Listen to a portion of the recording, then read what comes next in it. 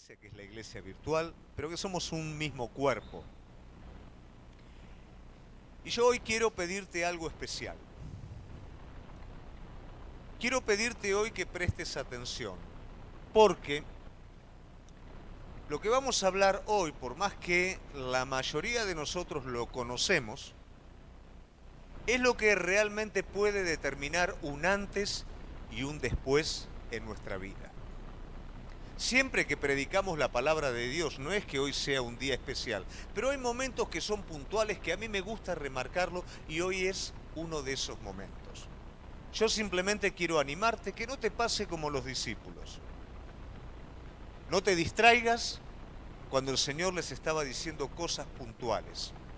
No te duermas cuando el Señor te está pidiendo algo importante, como le estaba pidiendo a ellos, que pudieran interceder por Él.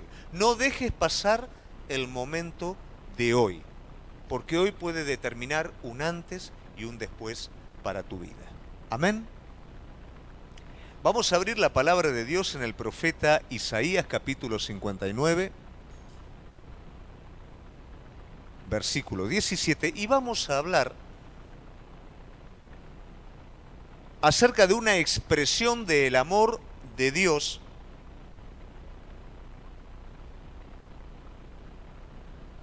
que si lo logramos comprender y entender, nuestras vidas van a cambiar de la derrota a la victoria. ¿Cuántos necesitan ser victoriosos en esta noche? ¿Cuántos quieren permanecer en una victoria continua? Bueno, la victoria ya está dada. Ahora, hoy vamos a tratar de entender cómo permanecer en ella. En el capítulo 59, versículo 17, dice la palabra de Dios, pues de justicia se vistió como de una coraza, con yelmo de salvación en su cabeza. Tomó ropas de venganza por vestidura y se cubrió de celo como de manto. Una de las formas más grandes en la que se expresa el amor de Dios a la vida del hombre es a través de la justicia de Dios. Cuando vos escuchás la palabra justicia, inmediatamente, ¿con qué lo asociás? Lo asociás con algo determinante, con algo recto, con algo duro. Pero también asociamos la justicia con lo que nos toca ver un poquito. Cuando vemos en la televisión, vamos a ver que el mundo está lleno de injusticia. ¿Quién confía hoy en un juez? ¿Quién confía hoy en un abogado? ¿Quién confía hoy que puede haber una causa justa? Cuando tantos intereses personales se cruzan en todo esto, ¿cuánta duda tenemos nosotros hacia la justicia y cuánto condenamos la falta de justicia? Pero esa condenación no es ni más ni menos que una proyección de nuestra justicia propia. ¿Qué quiero decir con esto? Condenamos lo que hacemos. Pastor, no me va a decir que yo hago lo mismo que hace ese que roba fortunas y que hace que tantos estén en la miseria. Tal vez no lo haces en el acto similar, pero lo hace el almacenero, quedándose con una feta más de jamón crudo, y en vez de darte monedas, dándote caramelos. Pero me vas a decir, pastor, no vas a comparar una cosa con la otra. Sí, ¿por qué razón? Porque la misma justicia que vos ves en la televisión, que vos ves que el hombre inescrupuloso hace, que vos condenás, es la misma justicia que está en el hombre caído. Porque no hay justo, dice la palabra de Dios, ni aún uno, y no hay justicia en el hombre caído. Esto nos pone en un lugar un tanto incómodo y tal vez nos cuesta entender cómo me vas a hablar de la expresión del amor de Dios a través de la justicia. Para eso es importante primeramente entender lo que nosotros interpretamos como justicia y lo que hacemos valer muchas veces por justicia. A menudo en el pueblo de Dios vamos a ver que hay gente que está trabajada y cargada. Gente que por más que conoce al Señor, vive de alguna manera como si no lo conociera. Gente que vive por debajo de ese estado vencedor y de victoria. Y esto tiene que ver un poco con la conciencia. La conciencia es un órgano espiritual, es una ley mínima que no hace ni más ni menos que marcar el pecado. Esa ley que marca el pecado es acumulativa. Es como una computadora que se va cargando. Y eso de vez en cuando va apareciendo. Fracasos, pecados, errores. Y somos conscientes de ello. Y cargamos con eso. Y esto afecta a nuestro corazón con ansiedad, con necesidad, pero generalmente nos acostumbramos a justificarlo, a callar el remordimiento y a llevarlo nosotros mismos, siendo que esto afecta a nuestra identidad, siendo que esto afecta a nuestra vida, nos hunde en depresión, nos lleva a la tibieza espiritual, porque cargamos con la consecuencia del pecado que es la culpa. Y la conciencia no lo deja pasar de largo. Y el corazón, en vez de hallar la paz en Dios, vive continuamente inquieto. Y buscamos que se apacigüe por otro lado, pero por supuesto no. Esto lleva a caernos del primer amor, esto lleva a un desinterés sobre las cosas de Dios, a una falta de pasión verdadera. Sin embargo, si nosotros comprendemos cuál es la verdadera justicia de Dios, ese gozo va a volver sobre nuestra vida. Fíjate de dónde has caído, dice el apóstol Juan en Apocalipsis. Caímos muchas veces de ese estado de justicia. Vamos a tratar de entender cómo esta justicia divina nos coloca a nosotros en una posición de victoria, y si nosotros permanecemos ahí, vamos a recuperar esa posición de primer amor y vamos también a poner en uso esa victoria que es sobre todas las cosas, que es en Cristo Jesús. El libro de Isaías, en el capítulo 59, nos va marcando un poco qué es lo que pasa en el hombre y cómo llegamos hacia esa justicia y qué atenta contra esa justicia. Si nosotros vamos al versículo 1 y 2, vamos a ver algo que nos es común a todos los hombres. Poner en tela de juicio el carácter de Dios. Tengo una necesidad. Voy a Dios. Dios no me contesta, entonces yo pongo en tela de juicio el carácter de Dios, de manera directa o de manera indirecta. Dice 51:1, he aquí que no se ha acortado la mano de Jehová para salvar, ni se ha agravado su oído para oír.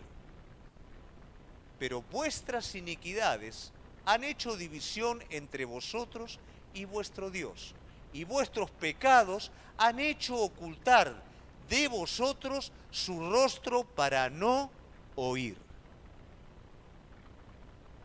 ¿Cuántas veces me toca escuchar en la calle, ¿por qué Dios no lo hace? ¿Por qué Dios no hace algo? ¿Por qué Dios dejó que esto pasara? Pero ¿cuántas veces en nuestra vida también está presente, ¿por qué Dios no escucha? ¿Por qué Dios no me contesta? Y de alguna manera permitimos que la incredulidad gane un terreno, que lo haga a un Dios limitado, un Dios que no es capaz de entender mi posición y mi situación. ¿Quién puede apasionarse con Dios de esta manera? ¿Quién puede servir a Dios de todo corazón si se siente condenado, si se siente que Dios no es suficiente. Pero ¿cuál es la causa de todo esto? Convivir con el pecado como si el pecado no estuviera.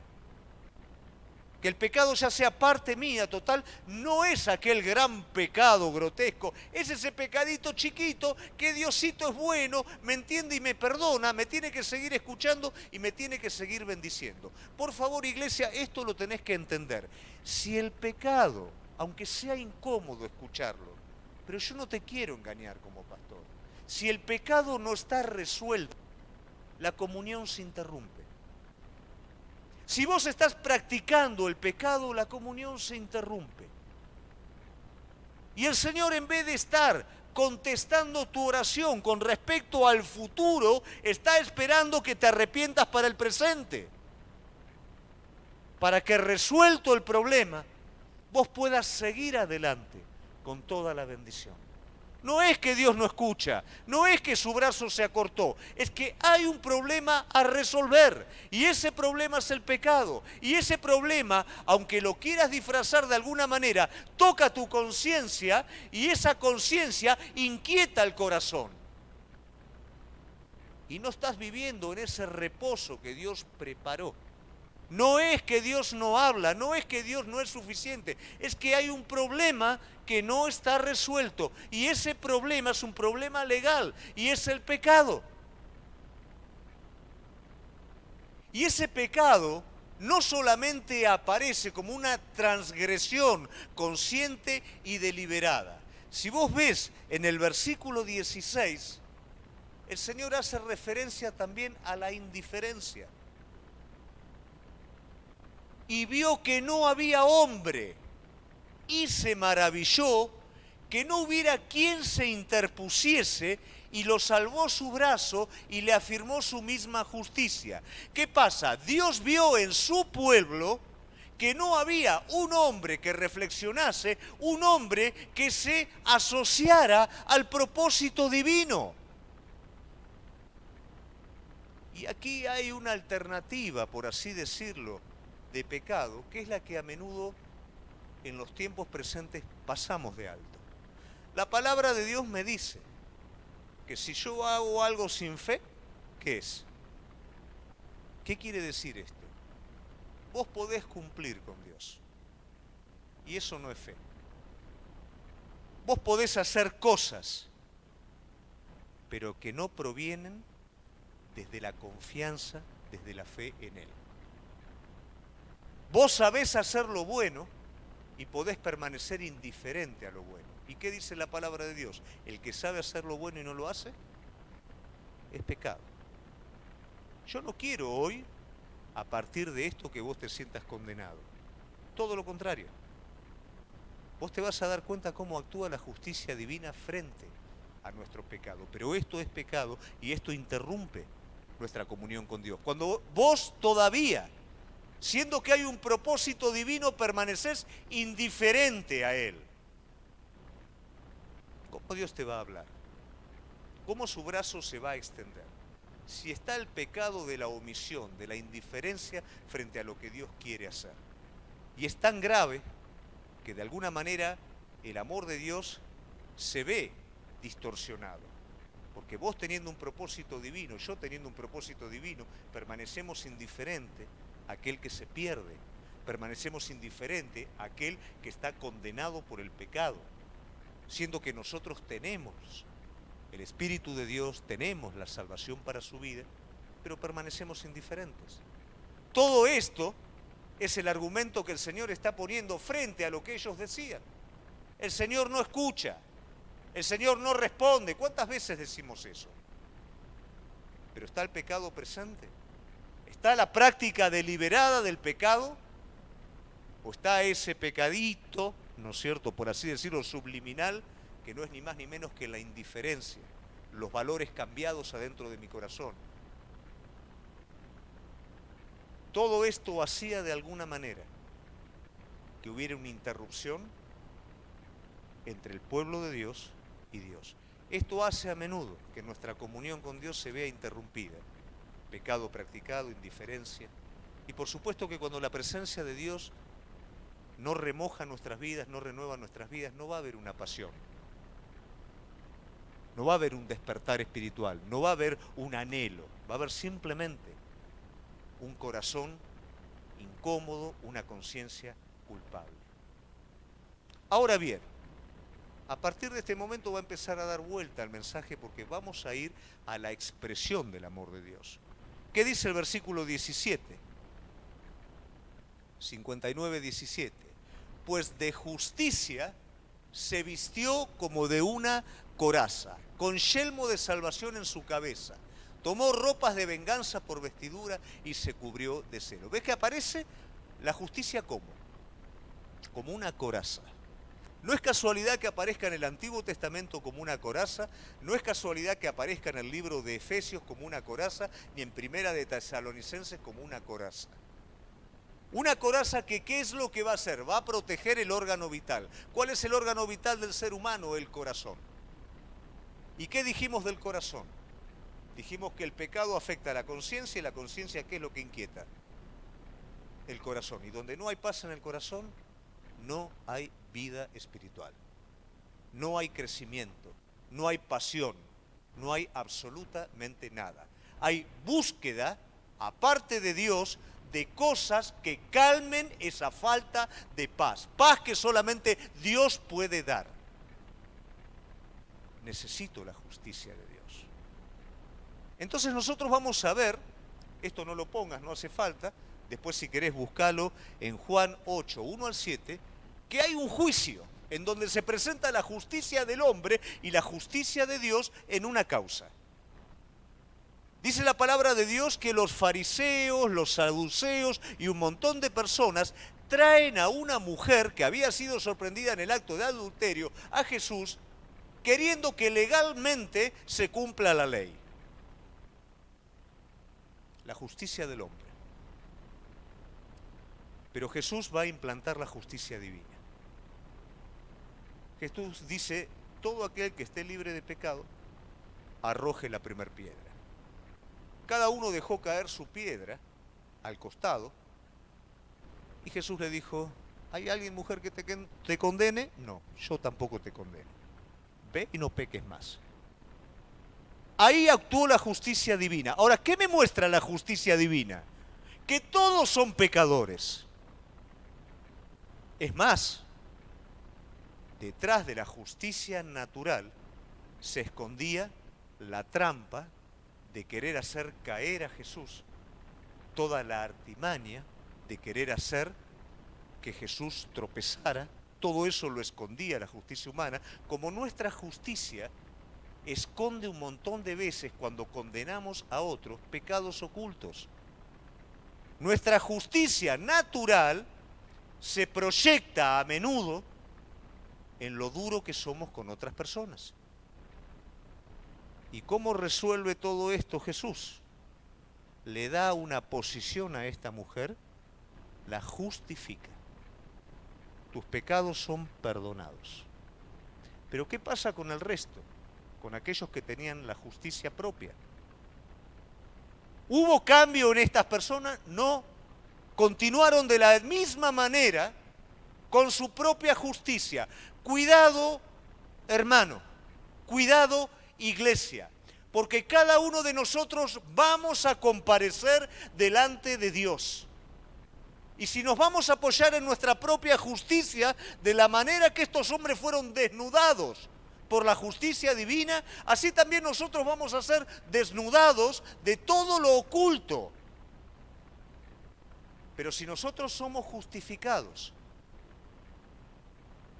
por la obra de Jesucristo, delante de Dios, va a ser como si jamás en la vida hubiéramos pecado. Ahora bien, esto es lo que yo tengo que entender. No hay justicia en mí. La justicia que te permite descansar en la obra de Cristo no proviene de vos, viene de Él. Él es el único que la puede dar. Y no la va a dar porque lo merezcas. La va a dar por fe. Porque el justo por su fe vivirá, no por lo que sos, por lo que Él es. ¿Por qué Dios podía ver a un pueblo contradictor? Lo podía ver santo. Porque el tabernáculo estaba allí presente y Moisés intercedía por ese pueblo y la sangre de cada animal estaba sobre cada miembro, cada israelita. Y ese acto permitía que Dios lo declarara justo por esa víctima que murió y esa sangre que estaba sobre el israelita. De la misma manera en nuestras vidas. Cuando nos vemos a nosotros mismos, nos vemos como hombres, como mujeres, con una justicia propia que no alcanza para nada y que tapa el pecado, pero cuando realmente entendemos lo que Él hizo en nuestra vida, yo entiendo que soy perfecto. No por mis méritos, porque confié en el perfecto, confié en esa justicia imputada por Dios para mi vida en Cristo Jesús. Soy perfecto porque Cristo es perfecto y porque creí en eso. Y mientras me mantenga por medio de la fe en esa posición, voy a ser declarado perfecto por Él. Y eso es la posición por la cual yo venzo. Luchamos para ser mejores y no funciona de esa manera. Debemos de pelear la buena batalla de la fe para mantenernos en la posición de justos que Dios nos dio. Y esa es la expresión más grande del amor de Dios. Haberte hecho justo cuando no lo merecías. Habiendo entregado a su Hijo perfecto por vos y por mí que somos imperfectos. Eso hace que una mujer adúltera se convierta en una santa y que los verdugos, justificados a sí mismos, sigan enterrados en sus propios pecados. Eso es lo que transforma la vida de cada uno de nosotros. Mientras yo me vea no merecedor y condenado, siempre voy a vivir en una situación de derrota, pero cuando yo entiendo que pese a lo que soy, Cristo me hizo perfecto, vivo una vida de fe y vivo una vida de avivamiento y vivo una vida de victoria. Amén. Y eso lo tengo que entender de una vez por todas. Pero gracias a Dios que este párrafo de Isaías no me deja con esto solo. Me explica dónde suele estar el problema. No solamente en la justicia del hombre. Vamos al 19. Y temerán desde el occidente el nombre de Jehová, y desde el nacimiento del sol su gloria. Porque vendrá el enemigo como río, mas el Espíritu de Jehová levantará bandera contra él. Vos sos justo, sos bueno. Él es bueno. Y si vos crees que Él es justo y es bueno, a partir de esa fe, ¿sos justo y bueno? Pero el enemigo va a venir y te va a hacer ver no lo que Él es, sino lo que vos sos. Te va a hacer ver tus pecados pasados, tus frustraciones pasadas, tus errores presentes, tu imposibilidad e incredulidad futura. Y todo eso lo va a traer como un río sobre tu vida. Satanás va a intentar corromper siempre la obra de Dios. Lo hizo desde la primera instancia cuando sembró la duda en la vida de Adán.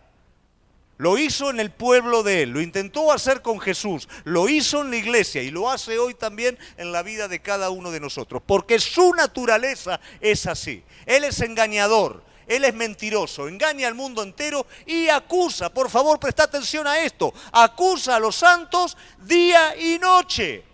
¿Con qué los acusa? Con verdades.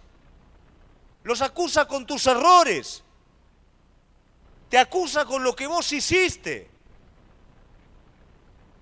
Pero vos podés descargar absolutamente todo tu pecado pasado, todas tus debilidades presentes en la cruz del Calvario, en la obra de Jesucristo, para que de esa manera es como si jamás en la vida lo hubieras hecho.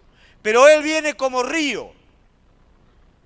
Pero Jehová se levanta como bandera de victoria. Es ahí donde se produce la batalla espiritual, en donde el enemigo va a poner en duda, o va a hacer que vos entres en duda en tu posición. Y si vos te mirás a vos mismo, vas a caer. Pero si vos lo mirás a Él, te vas a mantener, vas a resistir. ¿Y sabés qué pasa? Él no tiene autoridad legal para condenarte. Porque es un asunto de justicia. Pero si vos abandonás la posición de fe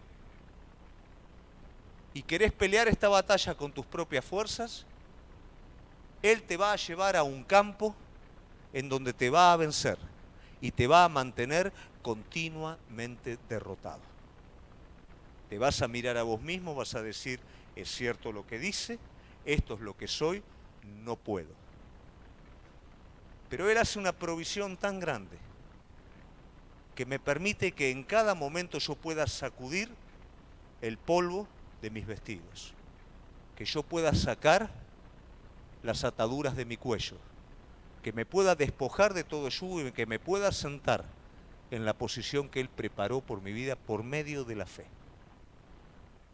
Esta es la provisión de amor más grande que Dios da a cada uno de nosotros. Una posición legal desde la cual podemos pelear. Una posición legal que es necesario que nosotros vigilemos. Cuando yo entro a esa posición legal, automáticamente no trabajo para ser mejor. Esa gratitud, esa plenitud, me lleva a cuidar esta posición de una manera tal que me renueva. Esta mujer adúltera no se propuso no adulterar más. La paz de Dios inundó su corazón de una manera tal, lo mismo que esta prostituta a la cual el Señor también perdonó. Lo llevó a un cambio rotundo y a convertirse en un discípulo fiel.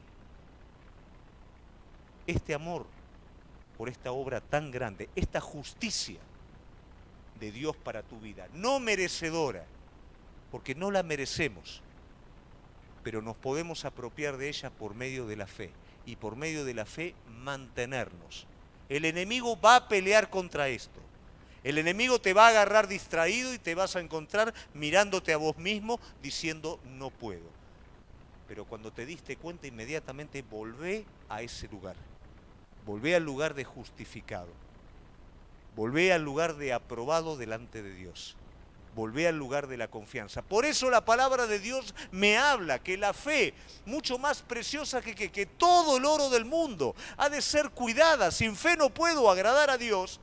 Y debo de pelear la buena batalla de la fe. Entonces, como Pablo dice, ¿quién me va a condenar? ¿Quién me va a acusar? Si Él murió por mí. Y esta es la posición en la que yo me tengo que mantener. Si vos recordás lo que pasa con el apóstol Pedro, Pedro en algún momento asciende a esa posición espiritual. Pero ¿qué le dice Jesús? Pedro, cuidado, porque Satanás te pidió para probar. ¿Qué quiere decir? Que el enemigo entra en la presencia de Dios para tocar a los santos. Pero también ahí te está hablando de la intercesión de Cristo. Pero yo he orado para que tu fe no falte. Entonces Pedro ahí está en posición. ¿Y en posición qué dice Pedro? Mi vida, Señor, por vos. ¿Por qué? Porque cuando estás en la posición sentís que tocas el cielo. Pero de buenas a primeras el Señor desaparece. Se levanta una mujer que lo acusa, él no ve a nadie, tiene miedo, y eso es lo que acontece en nuestras vidas. El enemigo como río levanta 3 o 4 flancos al costado, como se dice una tormenta perfecta, ¿no? Donde se juntan, ¿no? Y se arma un desastre tremendo. Eso es lo que hace el enemigo en nuestra vida. Te tocó acá, te tocó allá, te hizo el peor día de tu vida en un momento. ¿Y qué hiciste vos? Bajaste los ojos, miraste la realidad que te rodea y te corriste de posición. Pero inmediatamente el Señor viene a restaurarlo. Ahora bien, lo bueno de todo esto es que tenemos una provisión para mantenernos. ¿Qué dice del 19 al 21? Y temerán desde el occidente el nombre de Jehová, y desde el nacimiento del sol su gloria, porque vendrá el enemigo como río, mas el Espíritu de Jehová levantará batalla contra él. 20. Y vendrá el Redentor a Sión, a los que se volvieren de la iniquidad de Jacob, dice Jehová. Y este será mi pacto con ellos. Por favor, presta atención, iglesia. El Espíritu mío que está sobre ti y mis palabras que puse en tu boca no faltarán de tu boca, ni de la boca de tus hijos, ni de la boca de los hijos de tus hijos, dijo Jehová, desde ahora y para siempre. ¿Qué es lo que te da el Señor? La provisión de su Espíritu y sus palabras en tu boca. No solamente para los demás, sino para vos también. La historia de Pedro no termina acá, con un hombre que escapa de una mujer y es restaurado. Esta provisión luego viene sobre la vida de Pedro. Y Pedro en un momento peor que el que se encontró ahí, porque estaba alrededor de muchos de los que habían matado a Jesús, Pedro se levanta en el poder del Espíritu Santo y desnuda la realidad de todos los que lo rodeaban. Ustedes lo mataron. Estaba exponiendo su vida, no estaba escapando absolutamente de nada, pero ahora Pedro estaba en una posición espiritual, con los recursos divinos y con la palabra del Señor en su boca. Y eso es a lo que nosotros fuimos llamados, iglesia. Estamos hablando de hablar y de predicar el Evangelio a otros. ¿Por qué no lo predicamos? ¿Por qué no hablamos? ¿Por qué no somos sensibles a la necesidad de los demás? Porque nos entretenemos en nosotros mismos, porque el enemigo nos corrió de la posición de justicia y estamos tratando de defender, de aquietar nuestro corazón, de pelear con nuestra conciencia y estamos en un lugar de derrota. Pero déjame decirte una cosa en esta noche. Hoy vos por medio de la fe podés tomar el lugar que el Señor te dio. Podés hacer que realmente la obra de Jesucristo valga en tu vida, porque es algo demasiado caro para tenerlo en poco, para no usarlo al máximo, para desaprovecharlo y para vivir como si eso no estuviera, y para vivir en una mentira, para vivir arrastrado por las aguas que el enemigo lanza sobre tu vida. Pero yo no quiero vivir en esas aguas, yo quiero vivir en el estandarte que el Señor levanta para mi vida. Yo quiero vivir en esa justicia, porque la expresión más grande del amor de Dios fue darte esa justicia, que es la justicia de su Hijo, para que vos por medio de la fe accedas a ella. Querido amigo, hoy tenés que tomar una decisión. No porque te estoy predicando yo. Hoy tenés que tomar una decisión, porque si no, de lo contrario, estás viviendo como pobre, como miserable, siendo rico. Estás viviendo bajo el gobierno del enemigo cuando el Señor te puso sobre el enemigo. La muerte no tiene potestad. El enemigo no tiene autoridad, fue vencido. ¿Por qué vivir debajo de eso cuando Dios te llamó a vivir sobre eso? Por eso te estoy diciendo, hoy tenés que tomar una decisión. Hoy tenés que soltar el pecado que tal vez cometiste y que pediste 1000 veces perdón, pero que te sigue martillando en tu cabeza. Hoy tenés que soltar la frustración de los errores del pasado. Hoy tenés que soltar todo aquello por lo cual Cristo murió. Hoy tenés que derramarlo todo en la cruz del Calvario, porque Él ya se hizo cargo para que vos seas hecha nueva criatura y todas las cosas en tu vida sean de una vez por todas hechas nuevas. Si el problema de conciencia es justificado, hoy es tiempo de soltar tu pecado sobre la obra de Jesucristo y no lo practiques más. De soltar tu carga y empezar de una vez por todas a confiar en Él, porque mientras sigas sosteniendo tu carga, te vas a hundir con ella. Porque la incredulidad es pecado. Pero si Él me da a mí el salvoconducto de ir con eso delante de Él y confiar para que Él obre, eso también está incluido en la obra. Volcalo sobre Él. tus inseguridades frente al presente. No lo vas a hacer con tus fuerzas. No vas a abrir caminos con tus fuerzas. Él los va a hacer. Él te va a guiar y vos lo vas a seguir y vos vas a caminar por ese camino. Y eso es provisión también de su justicia. Pero el justo por su fe vivirá. Y fuimos llamados a vivir una vida de fe. No una vida de fe loca, una vida de fe rara. Una vida de fe en Cristo, una vida de fe en su justicia, una vida de fe en su obra completa, una vida en el Espíritu Santo, una vida lleno de la palabra de Dios, y por supuesto que esto va a hacer que de mi interior salten ríos de agua viva para que esto pueda ser transmitido a un mundo que se pierde. ¿Por qué estamos encerrados? ¿Por qué estamos metidos en nosotros mismos? Porque todavía no tomamos la justicia de Dios como una expresión de amor para nosotros.